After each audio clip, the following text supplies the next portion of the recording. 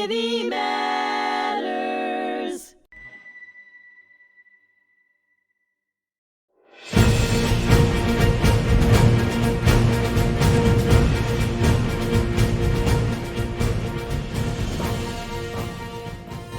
Welcome back here to the Fog of War and Humanity here on hmTv. We just got into speaking about the biological warfare, testing, the creation, basically the growth of this awful use of weapons that were widely developed by the Japanese from the 1930s to the end of World War II. Now, can we pivot a little bit towards the Rape of Nanking, the fighting between the Japanese and the Chinese in the city of Nanking? Yes, let's talk about that. But before even talking about that, we also need to talk about Shanghai, right? Because Yeah. the Japanese were fighting in Shanghai. They thought that they can take it within days, but then it ended up to be months.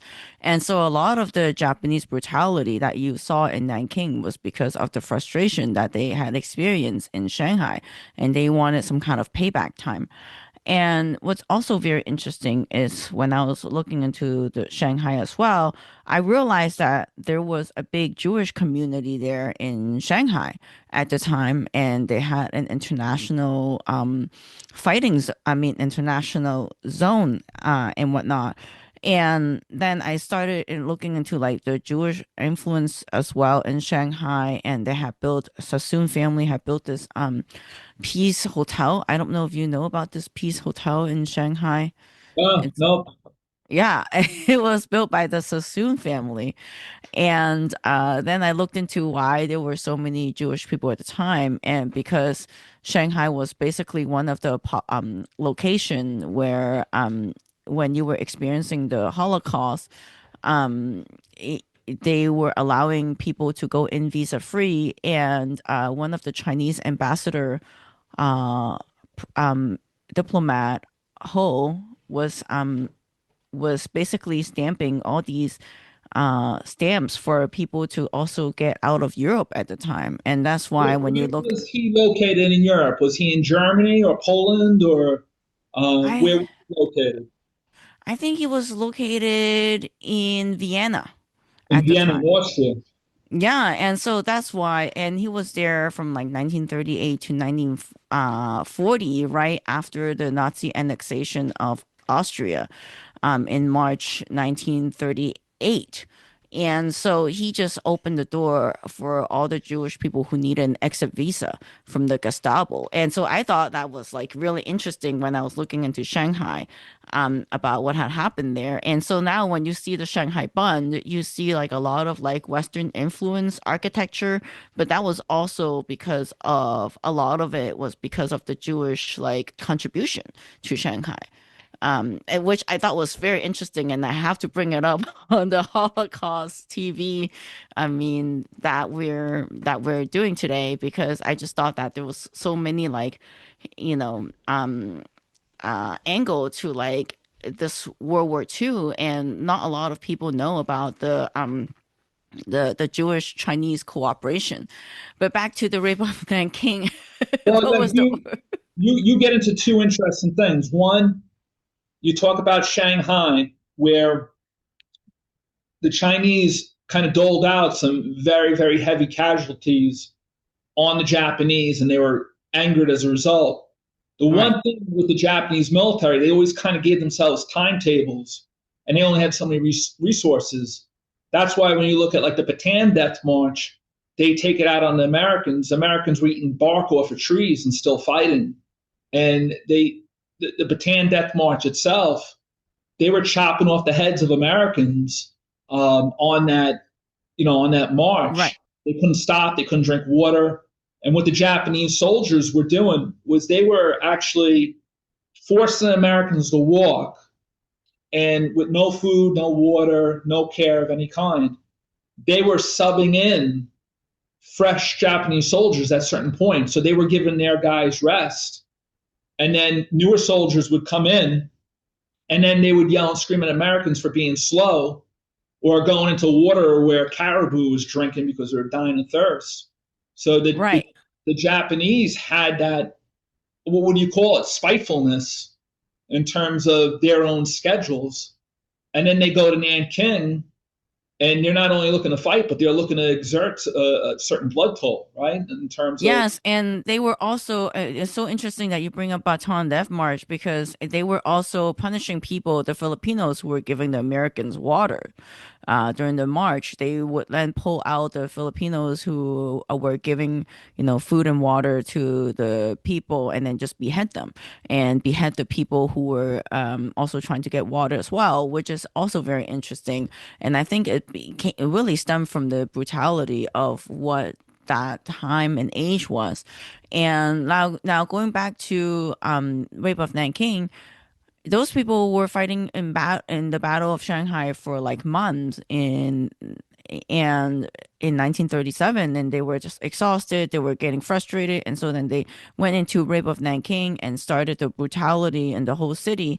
And at the time, Chiang Kai-shek, then just uplifted his things and just moved his capital eventually to Chongqing. And so it's interesting because in Shanghai, he had decked out, he had borrowed weapons from Germans and from the United States to try to put on the show to hold off the Japanese. But then once the Japanese got to his wartime capital, then he kind of just gave up. And so then, this civilian population had like nothing to depend on, and 300,000 people were then just perished. now let me ask you this.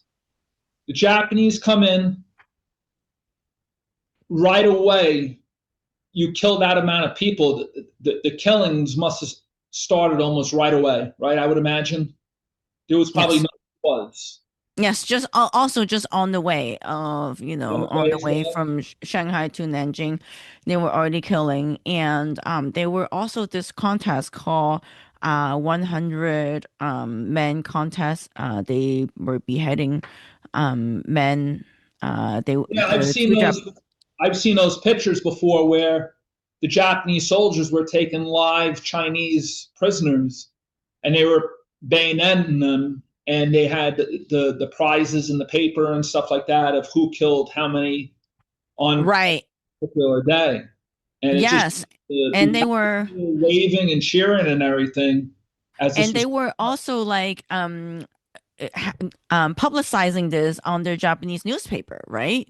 So the two men had a contest of who can kill 100 men faster with their sword, and they were like, "Oh, we had so much joy in killing that we got to 150 without realizing. So now we need to start the count again." And then they will go and kill those people again. So it's not just like brutality; it's also glorifying brutality in a It's sense. sadistic.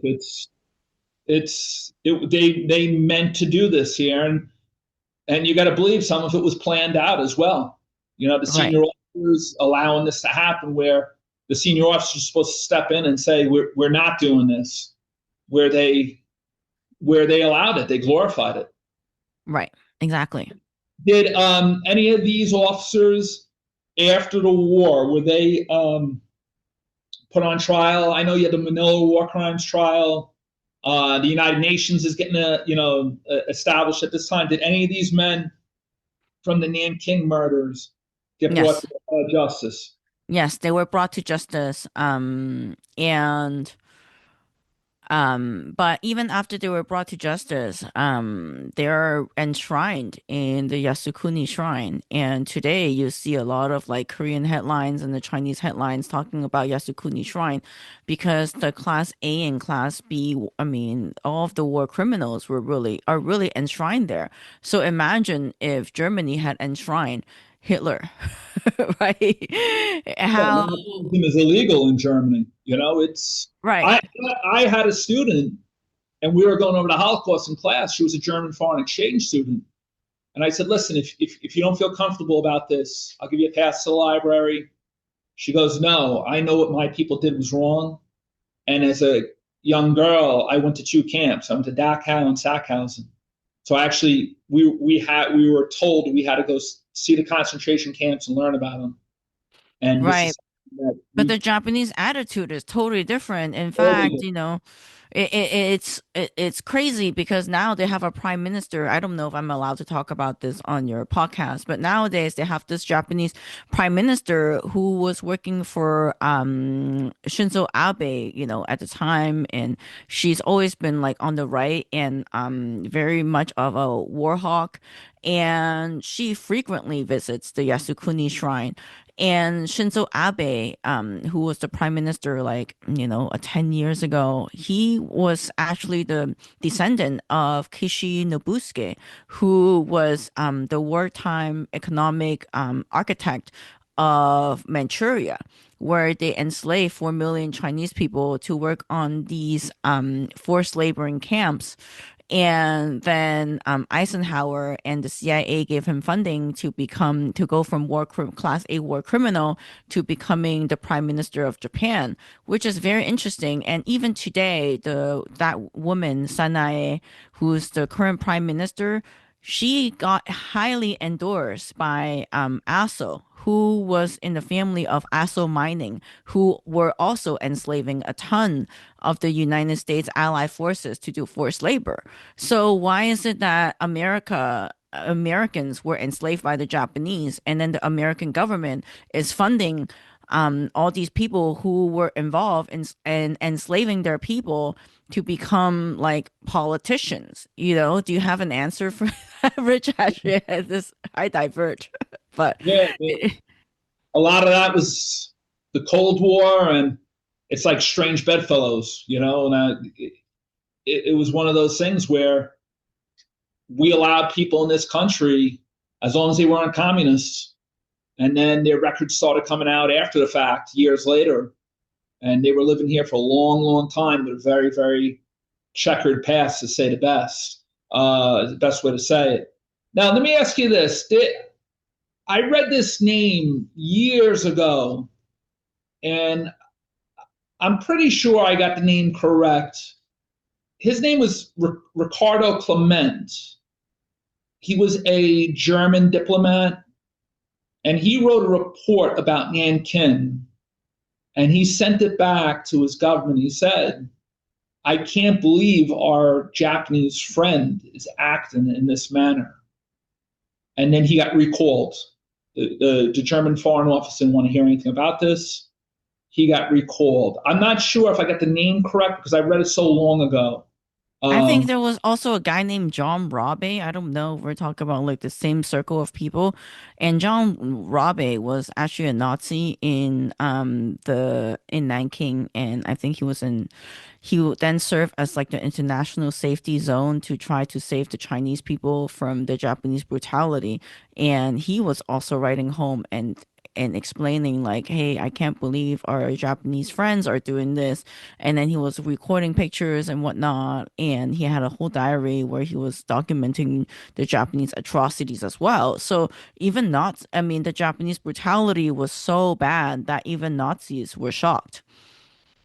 of how far they were going at that point, right? Right, and it was only 1937. And if you think about it, the West has not started the war yet. I mean, honestly, World War II started in 1939 when And Poland, Pearl right? But Harbor's 4 years away. And, yeah, like I said before in the first episode, the Great Depression, America First, the isolationists, when you look at like President Roosevelt, he's got to be concerned economically with the country, with the high unemployment rate, okay, people starving, and the length of the depression. But yes. American presidents are not only domestic presidents; they're also foreign policy presidents. And Yes, and at the time, yeah, and at the time in 1937, because of the American Depression, I'm so glad you brought it up. So, you know, America still needed to make money. So America was still, you know, selling oil and steel to the Japan. Japanese, yep, So, very heavily. yes, and so in a way, you know, America kind of greenlit this Nanking incident, this rape of Nanking. Jen, do you know? You ever been to New York City before? You ever been out Yes, east? yes, You ever see the elevated trains? The L trains, they're called. They're, yeah. they're like above the road. So Yes. they'll kind of go into the subways or the regular trains, and or they'll go throughout the city. Mm-hmm. Well, in the 1930s, you had a bunch of these L trains taken down through New Deal programs that needed to be rebuilt. The Japanese bought up a lot of our scrap metal and junk, melted it down, and here's the irony: they end up building weapons that were later used against us. And for them, in terms of that steel production, Wow. you got to remember in 1941, we put that massive embargo on them. Right.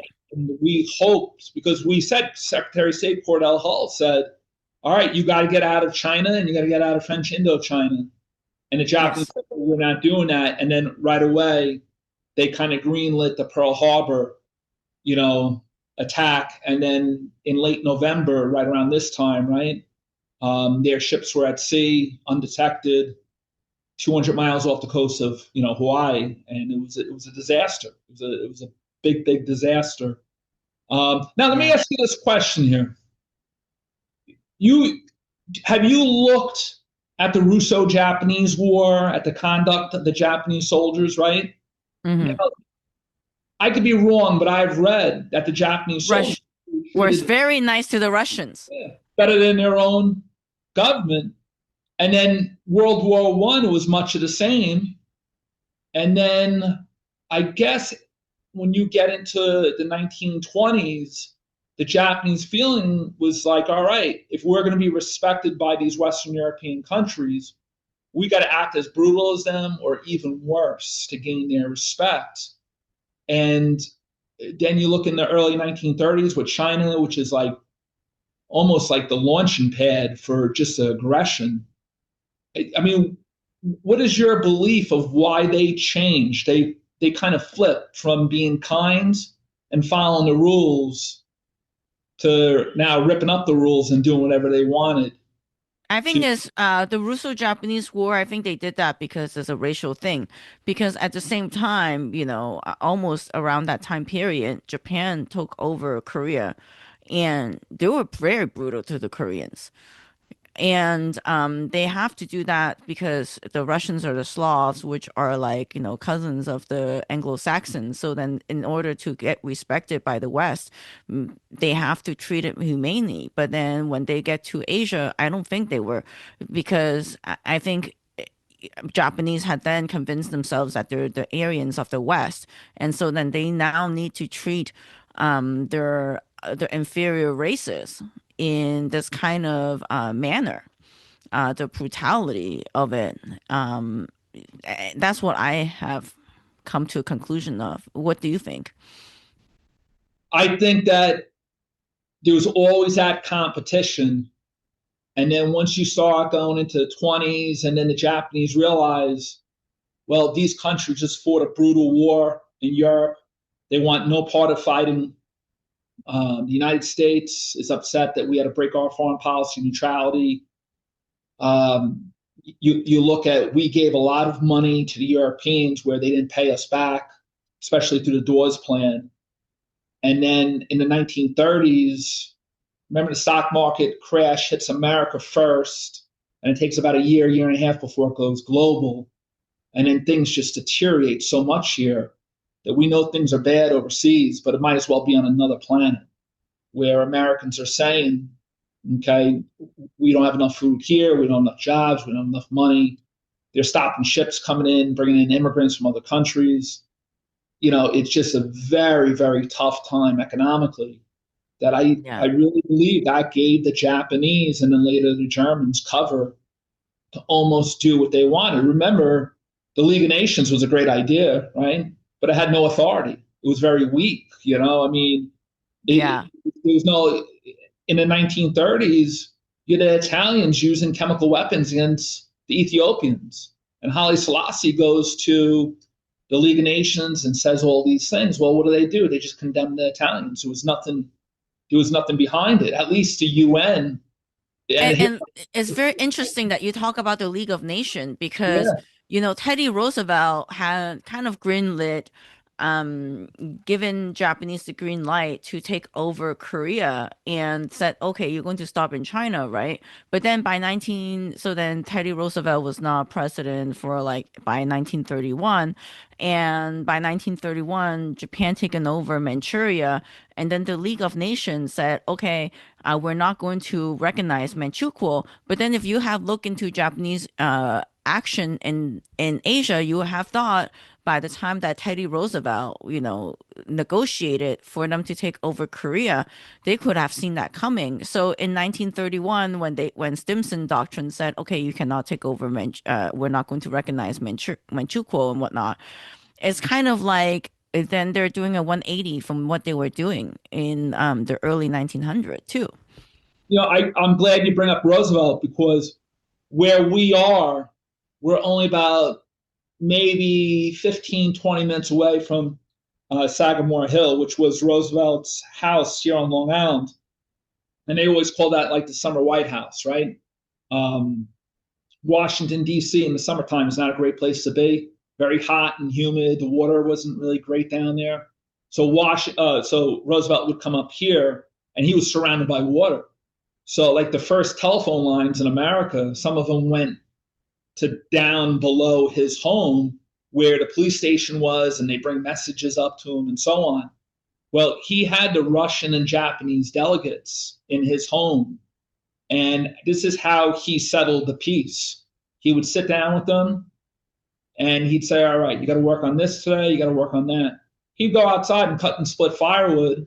He'd go, canoeing to Rye, New York. He'd go out with his kids. They were like very big naturalists, right? They're naturalists themselves. And then he'd come back. And it's interesting that you bring up Korea, because Korea was a colony of theirs for really up until the end of World War II. And that's where you get into the division of North and South Korea and how that plays out. But, the Japanese did have a very strong colonial empire.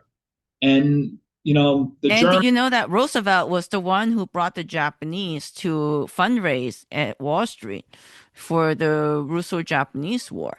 And it's just interesting because the guy, you can find it in the Roosevelt Library. The guy's name was Baron Conical, and he had then brought Roosevelt had then said that, okay, the Japanese are like the Yankees of the East. They hate the Russians just like us. And so let's help them. And so, yeah, this whole thing is really started, not too far from your museum. The interesting thing is like the politics, because politics always comes into play, right? Yes. You had the Japanese and the Soviets fight this border war along kind of like Mongolia, where the Japanese were going through Manchuria into Mongolia, and the Soviets saw Mongolia almost as like a protectorate, right? They kind of kept an eye on that territory. It was like a buffer for them, right, in the Far East. Now, the Japanese did not necessarily respect the Russians because of the Russo-Japanese War. But at that point in the 1930s, I think there was like 130 or over 130 engagements of firing between the Japanese and the Soviets. And then Stalin ended up sending Zhukov, who's going to end up winning the war on the Eastern Front. And he was one of the only people to stand up to Stalin, and he survived the purges. And the Japanese believed that the Soviets were weakened by the purges of what Stalin had done against his own military. He sent a lot of his own military to the gulags, right? Yes. So what you look at is that the Japanese, they end up, I think they lost 2,000 soldiers in this. My numbers are probably off, but they lost a significant amount of soldiers when it came to this border war, right? Yes. And then 2 years later, they signed like a neutrality agreement with the Soviets. And that almost opened up the door for the Japanese to do whatever they would like, in the Far East.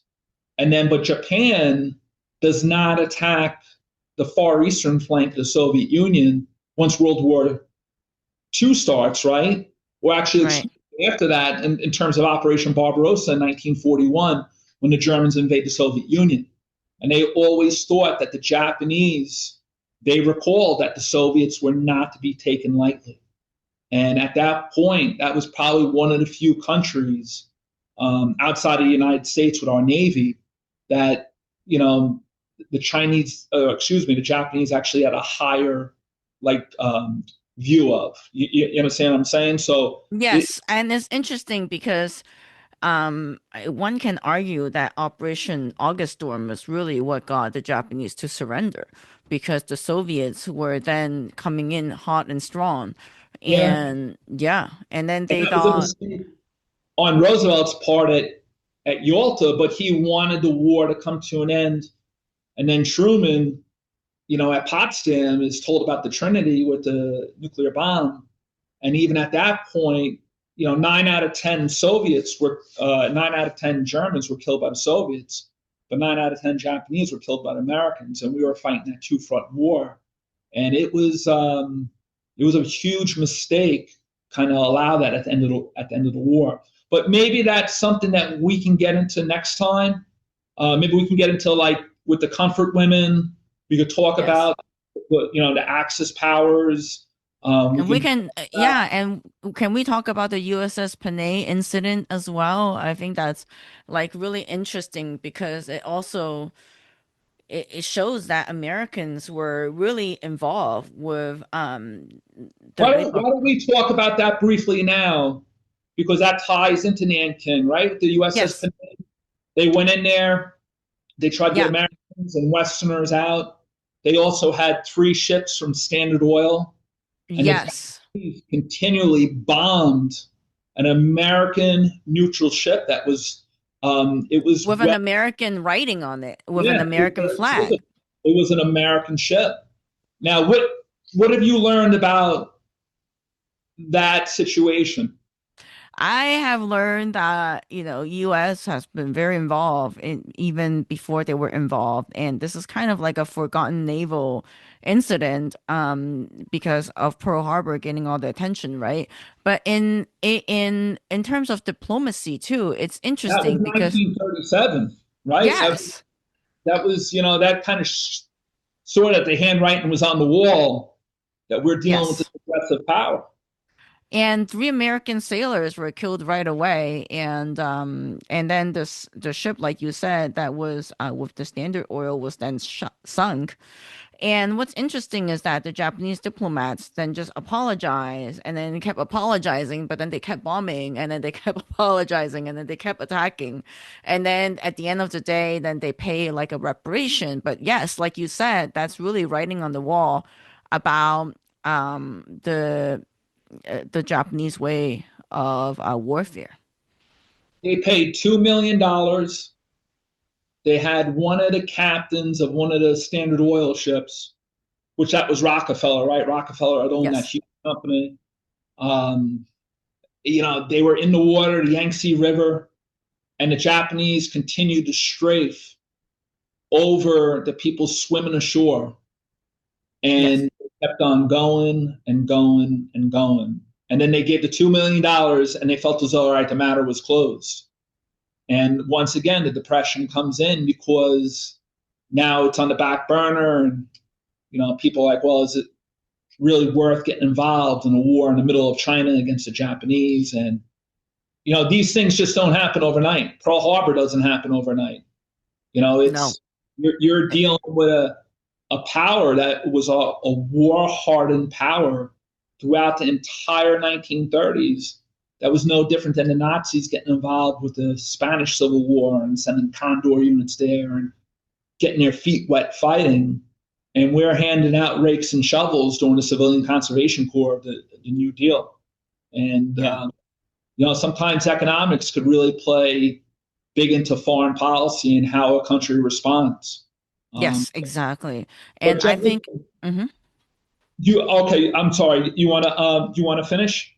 Yeah, economics and also politics really play into this, right? Because at the time, like you said, depression was going on. And so then even though that the US public had already seen the footage of the Japanese troops committing atrocities on the riverbank and also like the sinking ship footage, they then forgot about it because at the end of the day, they need to put food on their table, right? They need to really You know what would care. be interesting? To get the accounts of the sailors that were on the USS Panay because they were the ones that were coming under this attack. It Yes. was just not an accident, right? It was just not one wave. They kept on going and going and going until that ship Yes. was completely destroyed.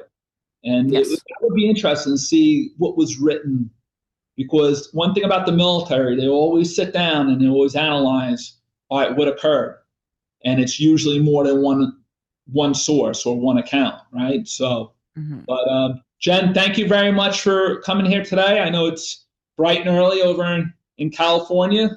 How warm is it out there? What's the weather today out there? It's not too warm. I put some wood in my wood stove. It's I think it's like 50 degrees. It's been very cold lately. So And where are you? Where are you in California? San Francisco? yes. Okay, so yeah, it does get chilly up there, right? And Yeah. Yes, it's very cold. I think Mark Twain said that the coldest winter was San Francisco summer for him. yeah, for the summer in San Francisco, right? So, Yeah. but, I look forward to speaking with you again. You're a tremendous source. We're only growing as a podcast, organization here, and you really you give us a tremendous insight on some very very important history. And one thing about history, it always repeats itself. So, um, Yes. thank you very much. Have a Thank great you. day, and we'll be in contact. We'll definitely set something up down the road. Okay. Great. Thank you so much. And for your listeners who are interested in learning more, our website is pacificatrocities.org. And also now I'm doing a podcast with James Bradley, New York Times bestselling author of Flags of Our Fathers, China Mirage, Flyboys, Imperial Cruise. And that is also on YouTube, Pacific Front Untold. Great. Thank you very much, and thanks for bringing up Bradley. Like he's very well known and his dad's story and everything. So once again, thank you for your time. We really appreciate it, and have a great day with your family. You too. Bye bye.